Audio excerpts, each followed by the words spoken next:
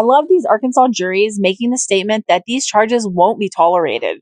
On Sunday, September 17th, 2023, a detective with the Walnut Ridge Police Department took a report from a 13-year-old girl. The victim in this case told detectives that her step-grandfather had been SAing her for the past 4 months. She identified her abuser, her step-grandfather, as 64-year-old James Woods and said that James Woods did things to her like make her wear thongs, thigh highs, short shorts, tank tops without a bra, t-shirts and underwear only, use sex toys on her, and according to the victim, James Woods had inappropriate photos and videos of her in a locked private folder on his phone. The victim was able to give police the code to Mr. Woods' phone as well as the code to that folder. Police were able to seize Mr. Woods' phone, and when they looked in that folder, they did find several photos and videos of the victim. It was clear that the photos and videos were taken by a male.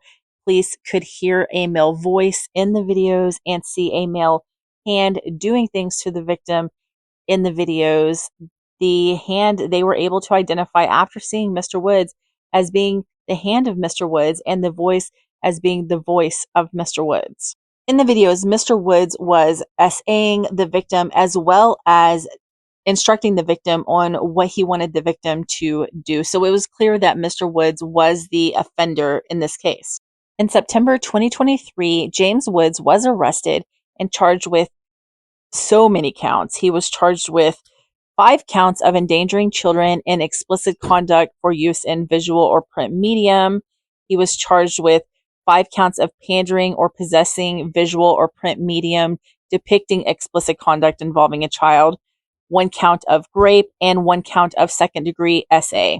With that arrest and those charges, a no-contact order was issued to protect the victim and her family in this case.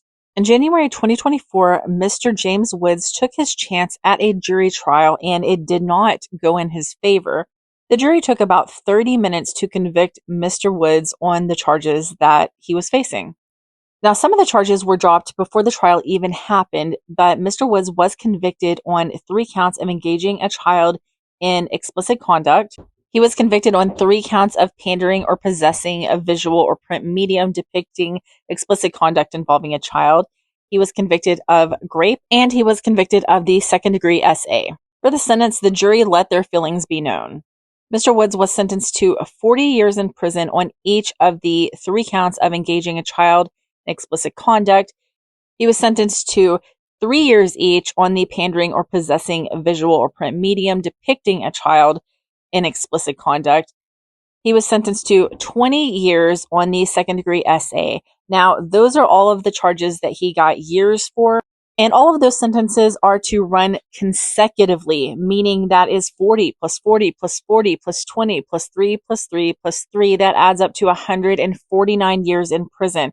He was also sentenced to life in prison on the rape charge. Now, that life in prison is actually to run consecutively to that 149 years. It doesn't matter because either way, I don't really see any chance that James Woods will ever leave prison.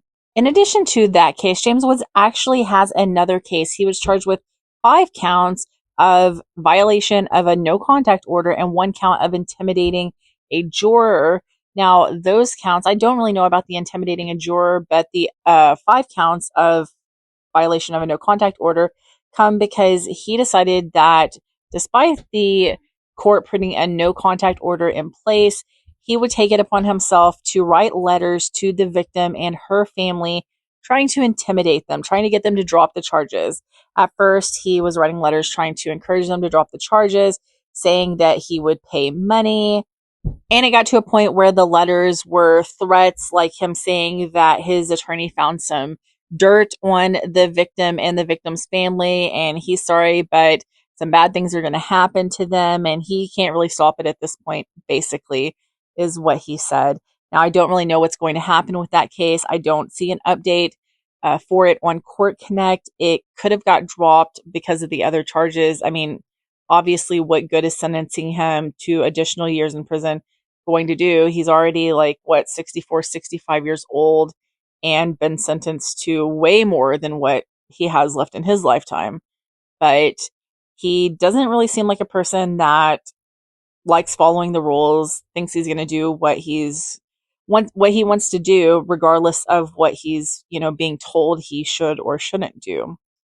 But that's the update. Keep the family of the victim and the victim herself in your thoughts and prayers. And if you served on the jury in this case, I know it probably wasn't easy, but I do appreciate your hard work, and your sentence really brought justice to this victim.